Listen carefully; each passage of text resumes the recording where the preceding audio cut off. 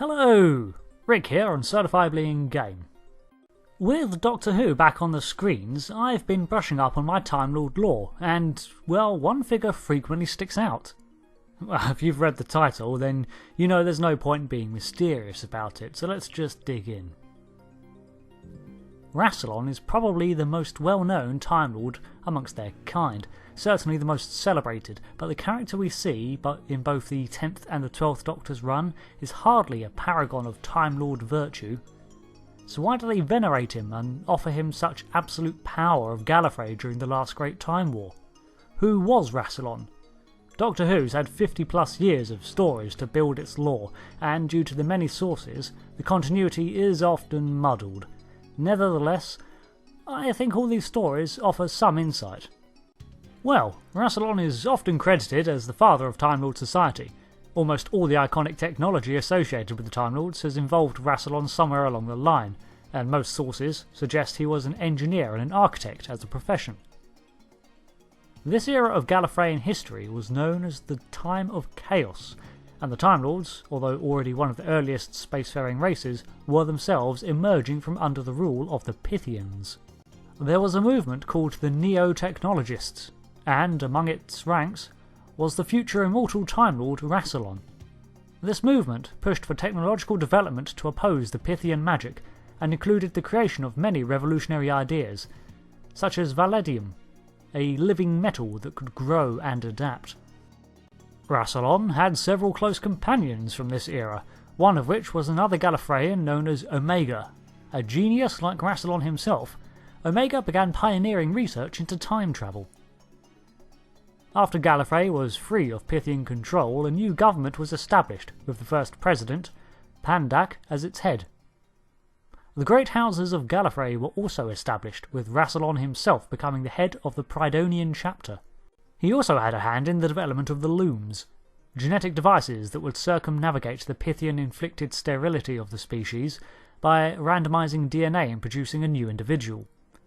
The Pythian curse as canon is unlikely, however. It's never really mentioned in the show so far. Now, it's unclear why, but Rassilon, with much support, led a coup against President Pandak and overthrew the High Council, claiming the presidency for himself. Omega and Rassilon continued their research into time travel and came to the conclusion that a massive amount of power would be required to fuel such an endeavour. It's around this time that the biggest war in Gallifreyan history broke out against a race simply dubbed vampires, or the Great Vampires to be specific. This spacefaring race came from another dimension and could feed off of the live energy of entire civilizations. This is where Rassilon's rule became undisputed. He waged war against them, using mighty bowships to engage them, and with superior tactics and aggression drove them from the universe. This was dubbed the Eternity War, as the final decree of Rassilon in this conflict was to order the general execution of the Great Vampire's king, commanding every Gallifreyan to kill him on sight if he were located, as he had survived the Purge. So, Rassilon was already known as a genius and an innovator, placing technological development ahead of Gallifreyan wealth and power, but now he was known as a war hero. The leader to have driven a universe-threatening force from existence after already being a veteran of the Pythian liberation. However, as I mentioned, the Rassilon we see by the time of the Doctor is downright feared by subordinates, craving power like a megalomaniac, and we see hints of this darker side as far back as the dawn of Time Lord civilization. For it's only a rumour, but it's said that it was Rassilon and Omega's early experimentation into artificial black holes that created the dimensional rift to begin with, the very rift that allowed the vampires into our universe. The risk of tampering with such space-time shifting phenomena was now clear to him, but they didn't stop there.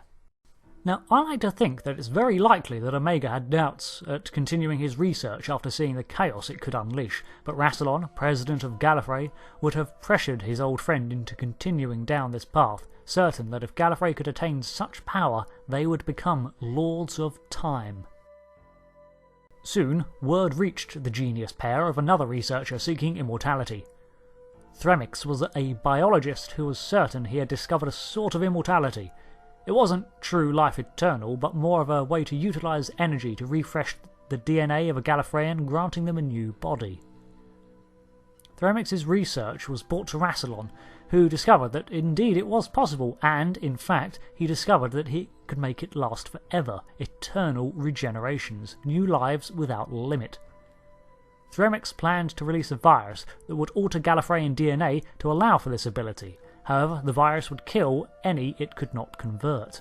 So Rassilon made one last modification to the virus.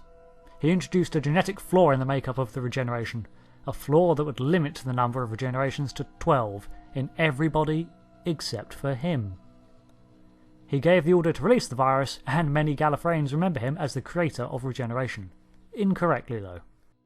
But no time to dwell on that, because Omega's research into black holes as an energy source was ready for round 2. Rassilon and Omega travelled to one of the oldest stars in existence, Kayaba,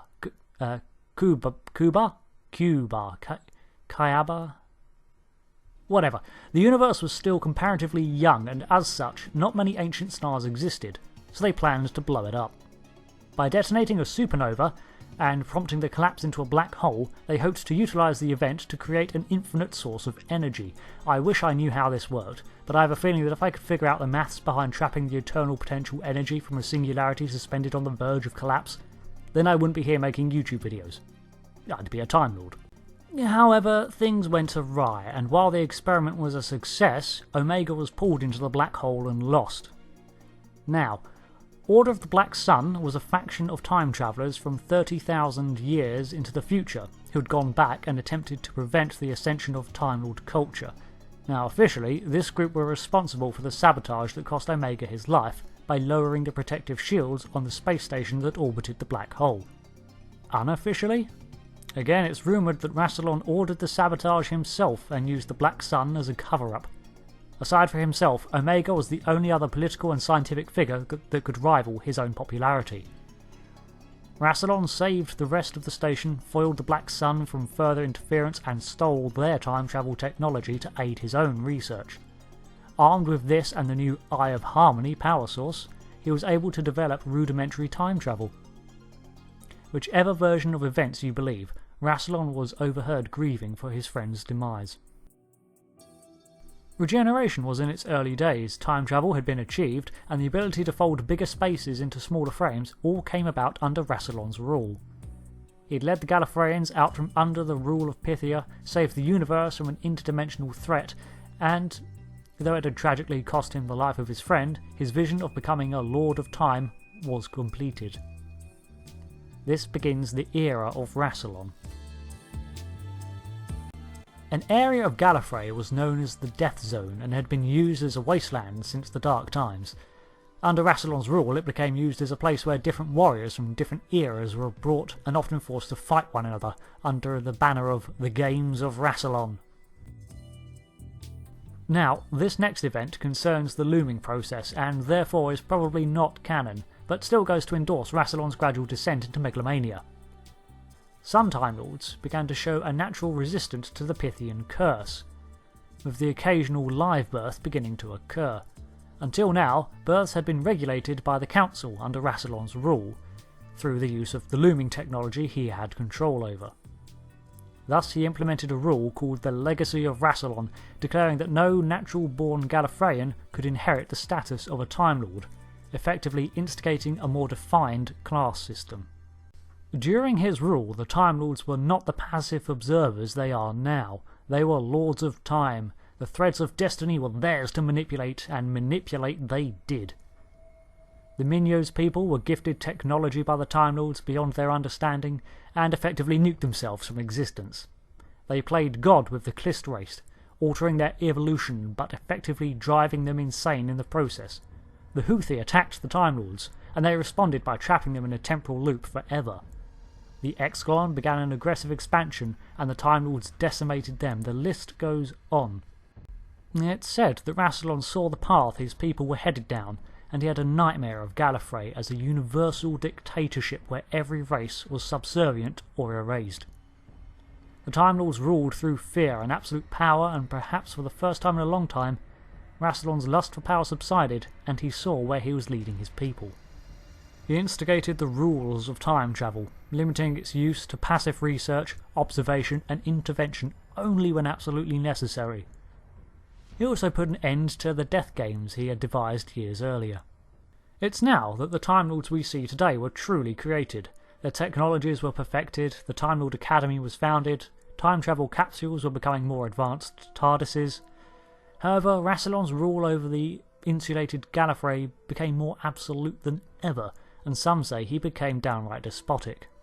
He was eventually overthrown and imprisoned in the Black Tower in the Death Zone, his mind separated from his body and uploaded to the supercomputer The Matrix. After all, he was effectively immortal, and the Time Lords, though glad to be rid of him, still respected the leader he had been and refused to execute him. This is where he lay, dormant for millennia. As the Time Lords progressed without him, they maintained their isolationist attitude. For more on their actual culture, you can check out the Index episode on them, linked in the description below, or as a little thumbnail, or wherever it is YouTube puts these things now. Then the Daleks found out about all the Time Lords meddling, and the biomatter waste hit the fan. The last great time war erupted and counted all of time and space as its theatre. Almost every species at some point of its civilization was dragged into the conflict, and what's more, the Time Lords were losing. Millions of years of relying on neutrality and their technology left the Time Lords unprepared for the aggressive ruthlessness of the Daleks. How did they respond? They resurrected Rassilon, returning him to life, allowing him to regenerate and placing him once again at the head of the council. Rassilon's genius was partnered with his knowledge of warfare, and he was able to turn the tide against the Daleks. An agent of change once again. The Time Lords became more warlike under his rule, and piece by piece they matched the Daleks' aggression and ferocity. One of Rassilon's first acts was to create a machine that could predict all possible outcomes of a conflict by mutating the minds of select Time Lords and allowing them to see all timelines. Further, his ultimate sanction was to elevate the Time Lords into beings of pure thought, the cost of which was the destruction of all matter in the universe. This would allow him to lead his people to victory once again, and as one of the oldest races in the universe, surely they deserved to survive its death. Now we all know how this ended. His attempts at surviving the last great time war, his deposition once again at the hands of the Doctor, and his subsequent exile from Gallifrey. It's been said that absolute power corrupts absolutely, and Rassilon is the personification of this creed. From relatively humble beginnings, he served, rose, and led his species to prosperity. He protected them and forged them into the power they are today, but in doing so, he allowed a lust for power to consume him. Time and time again, he convinced himself that it could only be he that could lead the Time Lords to greatness, keeping the secret for perpetual regenerations to himself, sacrificing his closest friend, maintaining control over the population, all to place himself in a greater position of control. In the end, his exile may serve to do him some good. Taking him away from the power he consolidated may offer him some clarity and allow for his redemption. Then again, he may go insane trying to reclaim it all and even get himself converted into a Cyberman. Who knows? Who knows? Thanks for watching this more in-depth look at the entire life of one of the most iconic Time Lords from the Doctor Who universe. From a lore standpoint, definitely the most important. If you want to know where I got these cool schematic style blueprints, check out the DeviantArt account of the Timelord Rassilon. Here you can find little snippets of lore and even a Haynes manual TARDIS. I've been Rick, and be sure to let me know if you want to see any more Doctor Who related content. Until then, thanks for watching. Goodbye.